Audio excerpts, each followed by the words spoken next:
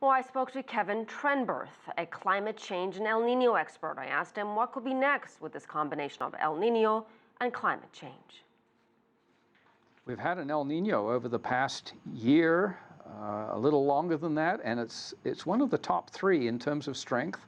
It peaked last November, but the El Nino is about over now. However, it's left behind very, very warm sea surface temperatures all throughout the northern Indian Ocean and over across towards Southeast Asia.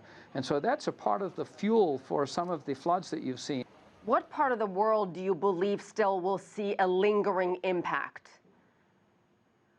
Well, the effects of El Nino, it's now transitioning to cooler temperatures in the Pacific.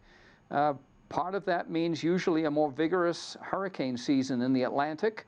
There still could be quite a lot of typhoon activity in the Pacific Northwest, and and still very warm sea surface temperatures means very high temperatures in other places around the world. Global warming is underway as well. Earlier this year, you said, and I'm quoting here, "My guess is that 2016 may not be warmer than 2015. Do you still stand by that, and why? Well, the first 5 months of this year, or certainly up till now, have been exceptionally warm. But I think the second half of the year, 2015, will be very hard to beat out. And so I think it's still a bit of a toss-up at this point, but 2016 is going to be one of the two warmest years on record, no question.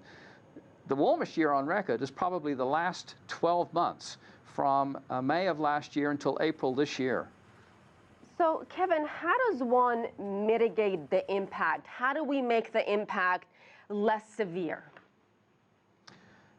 Firstly, recognize that it's happening, and then that immediately brings along certain kinds of actions that go along with that. But recognizing also that global warming is because of the increases in carbon dioxide and other heat-trapping gases in the atmosphere means that we need to go along with the Paris Agreement from late last year about trying to cut down the amount of greenhouse gases that we put into the atmosphere. And so this means cutting down the burning of fossil fuels and related activities. What about the environmental impact, and how concerned are you about that? Well, we should be very concerned, because if we look around the world, one of the consequences of warming is not just higher temperatures, it's also more severe rainfall events and risk of flooding, but also stronger droughts. And with the droughts comes along heat waves and also wildfires. And we've seen wildfires causing tremendous problems, in Canada very recently, for instance. And so there are major costs already associated with the climate change that's underway. And finally, Kevin, do you believe we've turned a corner from fearing what is about to happen to really seeing the effects firsthand?